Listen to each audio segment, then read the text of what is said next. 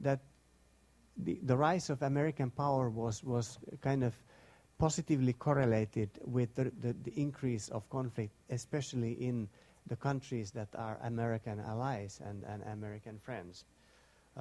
Also, even though I consider that East Asia is now relatively peaceful, and Stein Tennyson and me and several others are already talking about East Asian peace.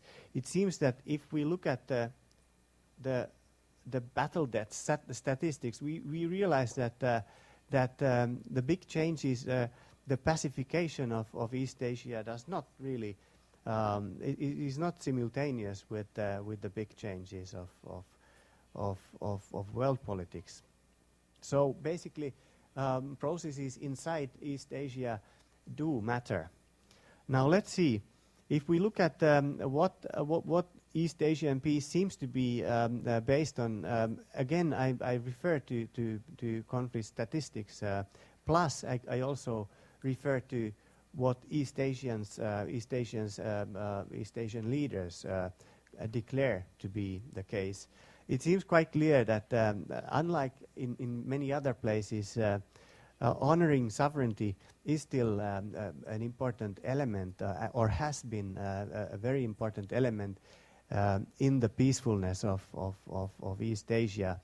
And this we can see by looking at how little there has been interference, especially after East Asia had become more pacific in 1979. Also, the formula has been based on the idea that East Asia focuses on what things that unite rather than the divisive issues. Until rather recently, this has also meant, and this is something that we can substantiate by looking at conflict termination data, it has meant that conflicts have not ended with peace agreements, because peace agreements require conflict resolution, and conflict resolution requires that we actually look at the divisive issues, these conflicts. The main common interest that has been the foundation of East Asian peace, it seems to me, has been this very great sensitivity of the rationales of economic development. I call this developmentalism. It is bad business to make war, and this change towards developmentalism seems to correlate with or seems to happen simultaneously as the pacification. Also, the diplomatic code of non-confrontative treatment of disputes is something that is clear. Now, what are the main challenges? I list three. Even though East Asia has been very, very successful in resolving conflicts, it has not managed to resolve. I mean, East Asia has been successful in avoiding political violence, and yet it hasn't resolved conflicts. Now, eventually, it has to resolve its conflicts. It has to create a way to look at the divisive issues without becoming divided. It seems clear, on the basis of empirical evidence, that even though it is clear that democracy has been good for conflict resolution and for peacefulness, there are certain elements in the East Asian strategy of conflict management which become challenged by the trend of democratization. Quiet diplomacy cannot be too quiet when countries are very, very democratic. You cannot play down disputes and divisive issues when the media is free to reveal them. You cannot base politics on personal contacts, because persons change because of democratic changes. So, in a way, democracy, even though it's generally good for conflict resolution, it challenges certain aspects of East Asian peace. and not only democracy but also development. It tends to be, and this is something that has been substantiated with very global opinion polls, that opinions of people change when countries become wealthier. When you have several generations who have never experienced any economic hardship, the so-called survival values lose their importance. Now, in East Asian context, this could mean that that the younger generations are less interested in focusing on development only. And since we realized that developmentalism was part of the recipe of peace here, this poses another challenge. Now let's see if track 2 diplomacy and track bridging diplomacy, such as the Jeju process, can contribute to or somehow address these challenges. It seems that, I mean, there's plenty of evidence suggesting that the track 2 diplomacy can increase the lines of communication and make it easier to avoid conflicts. However, if we realize that the weak point in East Asian conflict management strategy has been the inability to resolve conflicts, inability to focus on conflicts, focus on divisive issues, then I think we could say that if Jeju process can somehow create that kind of culture where you can address divisive issues without becoming divided, this would be very important. I think it would first and foremost it would require that there would be people from all sides, and I think the efforts that that Jeju process has made to invite also North Koreans, once that is that can be done, I think that's one of the milestones that could be in the development of conflict resolution culture. If Jeju process can help tackle the changes caused by positive developments such as growth and democratization, I think then it can be very important instrument for East Asian peace. And many functions, especially pooling of intellectual resources and helping communication between peace actors, suggest that Jeju process is on the right track. Thank you very much. Before I turn to the audience, please allow me to start with some questions each panelist here. I'll start with Ambassador Oh. Today I was confused when I heard the Prime Minister's speech. He was really emphasizing multilateralism, okay? But if you look at the policy by the Blue House, Lee Myung-bak government has been emphasizing bilateralism, okay, and one country-specific approach. And I barely find any words on multilateralism. Can you explain? I know that you have a vested interest in multilateralism, and also related to one is this. Okay, Peter Hayes raised a very important issue. Okay, now when President Lee Myung-bak met President Clinton in June in Washington, they both emphasized the importance of strategic, extended deterrence, okay, that include nuclear umbrella. But that's very bilateral and alliance-based. They can undercut the trend toward multilateral cooperation. What is your take on those two questions? Well, thank you very much, Professor Moon. Well, it seems to me that in our diplomacy or in any other country's diplomacy, bilateralism and multilateralism are not a matter of choice. I think they are complementing each other. We cannot engage in bilateral diplomacy only, neither we can engage in multilateral diplomacy only. And when you said that President Lee Myung-bak's policies are more about bilateralism, I can only agree partly, because yes, the president is putting a lot of emphasis on bilateralism, like our military alliance with the United States, I think, which is necessary. But at the same time, the Blue House is putting out a lot of ideas about how we should support UN activities like peacekeeping operations, or how we should increase our official development assistance, ODA. So all of these, even though they are not using the term multilateralism, these are very much about multilateral activities and multilateral diplomacy, I think. Very diplomatic way of. We have a bunch of senior journalists here. Can you make a yama out of this? No?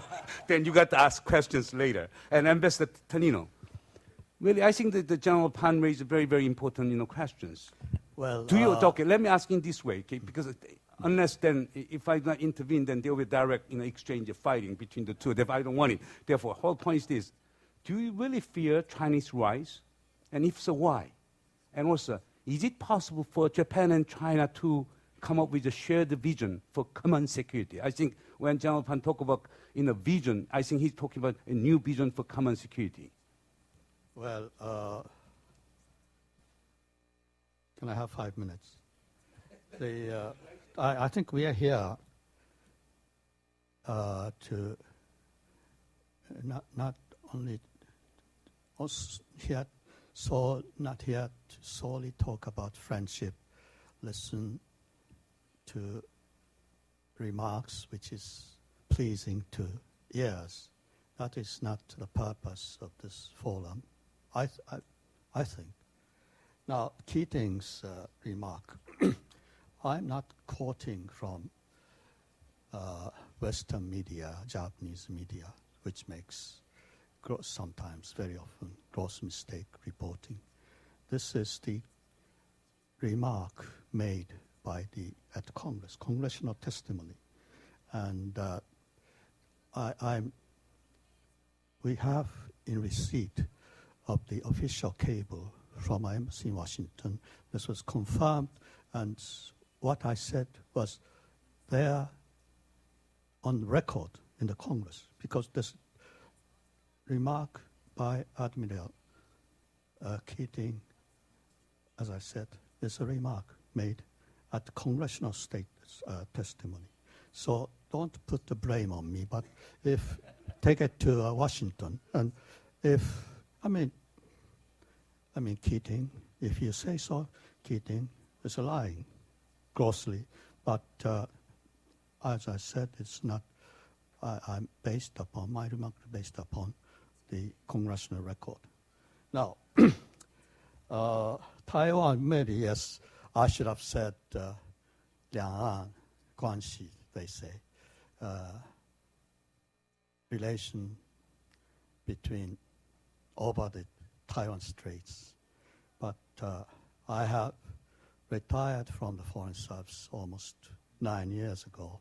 So but this China-Taiwan relations is often the kind of expression used in Western media, even academic articles. So maybe I should have been more careful, but as I said, I'm a retired officer for more 10 years. Now, finally, 10 years ago, when I was about to depart from Beijing, a good friend of mine, we had a dinner together. He's a well-known scholar, highly respected. He said, Ambassador, you have 4 T's, alphabetical T's, that you have to bear in mind that Japan has to be very careful about. What are those? He said, first T is textbook, history. What is the second? Territory, he said. What are the third? Third is TMD, theatrical missile defense, deployed in and around Japan to defend against North Korea nuclear, TMD. And finally, textbook, territory, Taiwan. Taiwan. Territory, Taiwan 4. Okay, and I said, well, I can at least think about 2 or 3 from our side. What are those, he said, asked. Transparency, built from Japan, low-level transparency is really what makes us very uneasy about China. What is the second? TRIP. You know, TRIP is international agreement that has to do with the intellectual property rights. And the third was lack of trust, low level of trust. I couldn't think of the fourth, but anyway, that is a passé. When, you know, yesterday, today, there was a lot of C talked about. What are those? Common interest. We should seek common interest. We should seek common project. We should engage in more active consultation. What are others? Common area, common cooperation. A lot of C's. That is definitely against the background of very much improved China-Japan relations due to the change of our prime minister, from T to C. That is what is happening, and I'm very glad to observe, Japan, China addressing jointly common interest, which goes beyond the horizon of bilateral relations, environmental issues, terrorism, and of course North Korean issues. There's good consultation, and I welcome this more recent trend. The rise of China, yes, of course we welcome, particularly rise of the economic power. That is a golden chance for Japan, as well as the rest of the countries. Take advantage of the rise of the economic rise of Chinese economy. That is in the interest. But again, I wish to stress what makes us somewhat concerned, uneasiness comes from the low level of transparency in the conduct of national affairs. And this is being shared by the neighboring countries. Thank you. By the way, General Pan, the Ambassador Tonino was the person behind Fukuda policy, Fukuda's Asian diplomacy. Okay, he's the person who really helped changing Japanese foreign policy from Koizumi's America-only policy into more closer ties with China. Therefore, in the sense, I hope that you do, recognize his contribution in shifting, Japanese Koizumi policy on China under the Fukuda administration. He's a classmate of Prime Minister Fukuda's classmate. Kept telling Fukuda is that you should not be swept away by the populistic, sentiments. As a leader of Japan, don't, internet, irresponsible TV reporting, don't be swept away by this. But politicians tend to do this, appeal to the populism, and thus win the support. But Fukuda did a good job. Yes. As a political leader, strong leadership. By the way, General Pan, how would you respond to his arguments about the low transparency? That has been a big issue, Even during the May conference in Beijing, that was the same issue.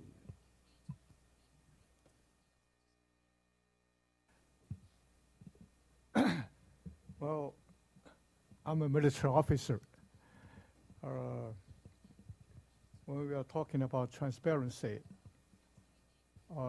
each nation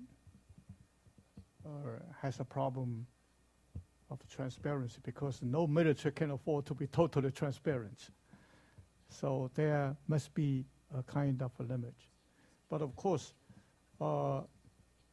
these kind of limits could be different, could vary with countries being in different situation.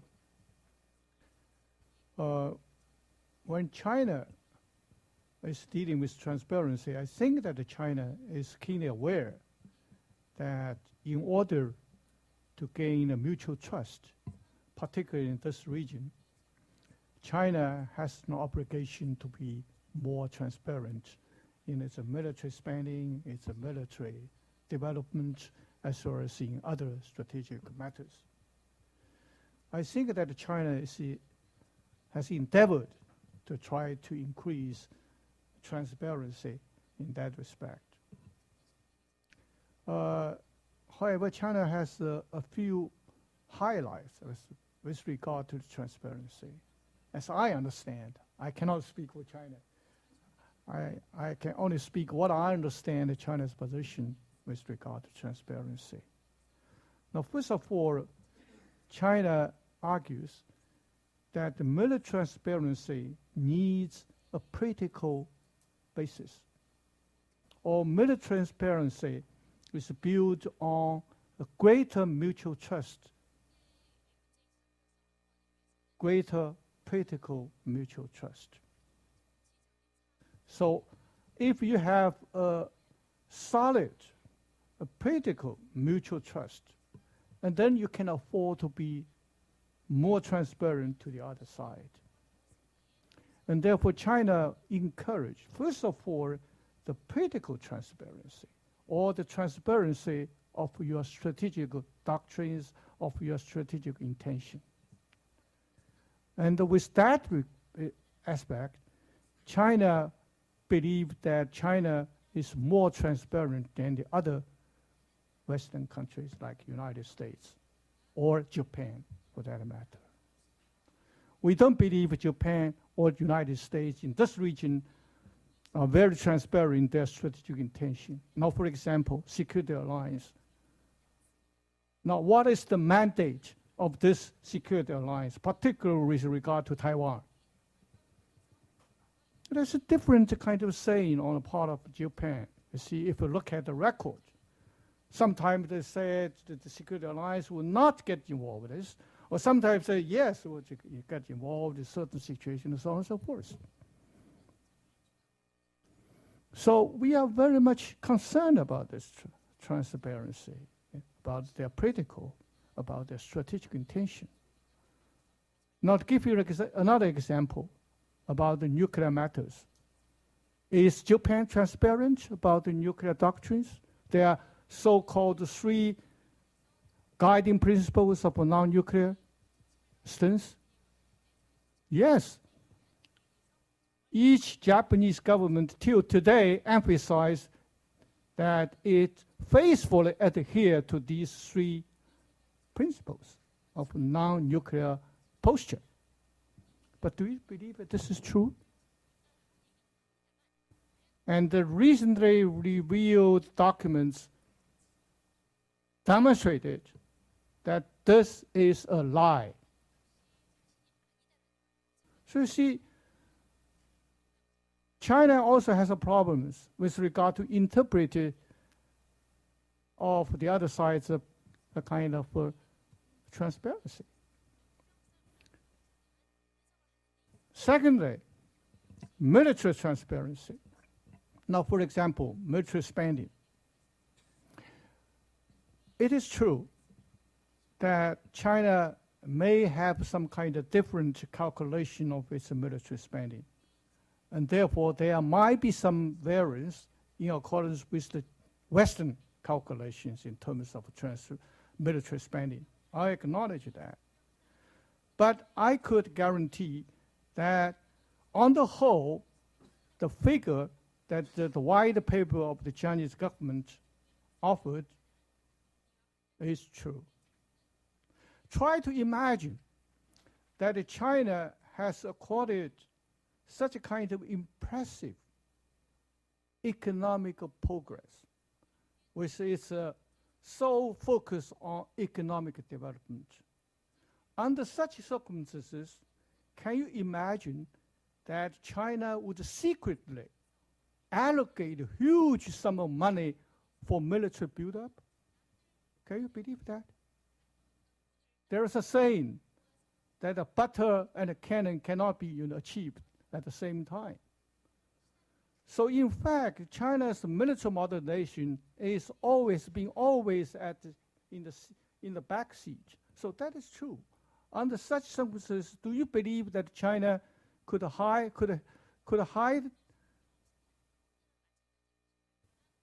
you see, those military spendings?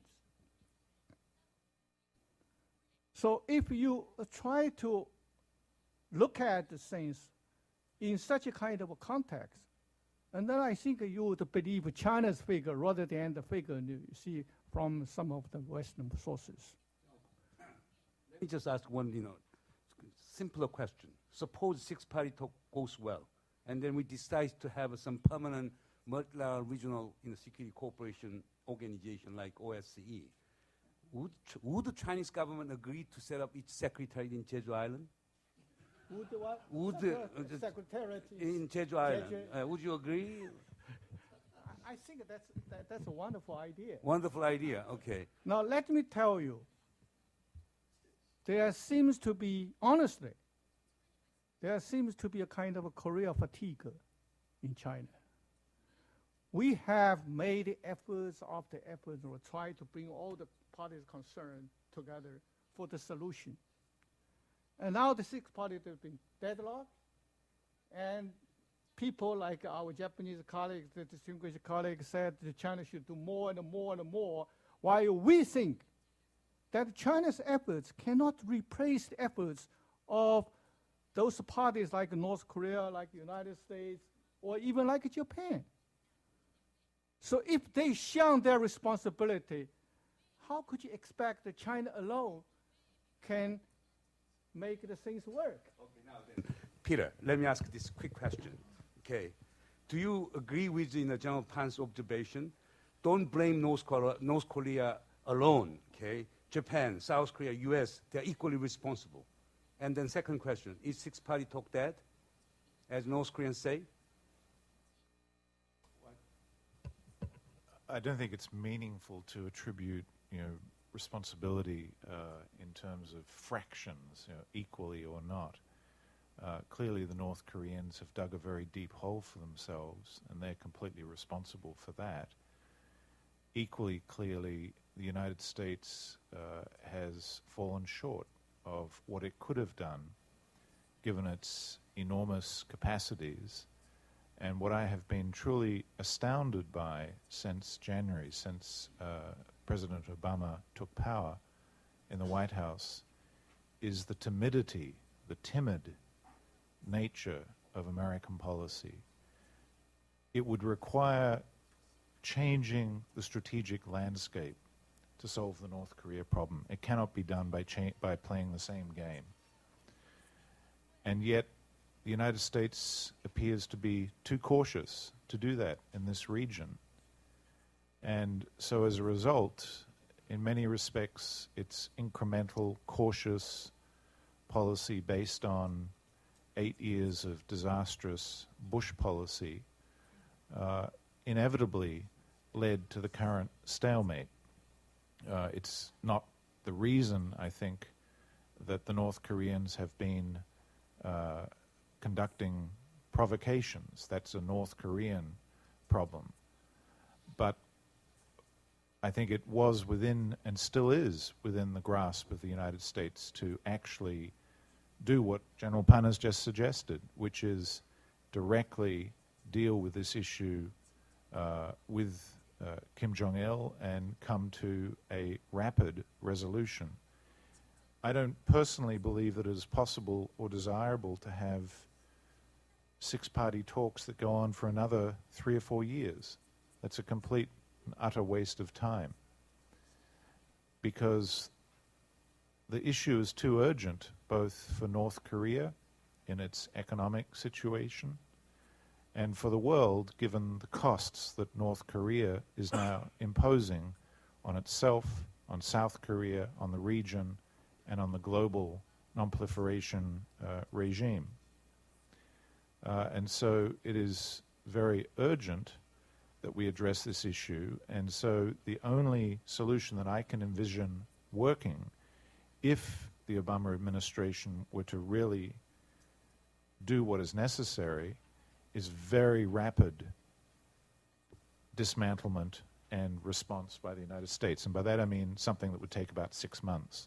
That would be very rapidly implemented and could result in a very fast and strong momentum that would be unstoppable. Thank you. I haven't finished. Six-party talks. I think that they can be reconvened, but the essence of the issue is between President Obama and Kim Jong-il. And it is not clear at this point that President Obama will respond to Kim Jong-il's initiative in hosting President Clinton to release the journalists who were silly enough to cross the border and create all sorts of instability in the peninsula. The onus at this point is on the White House to respond, and it is not clear that they're willing to respond in a way that will actually lead to the outcome. Everything hangs in the balance, and I pray every day that there will be a breakthrough, but it doesn't really matter if it is in a six-party context or in a direct bilateral negotiation.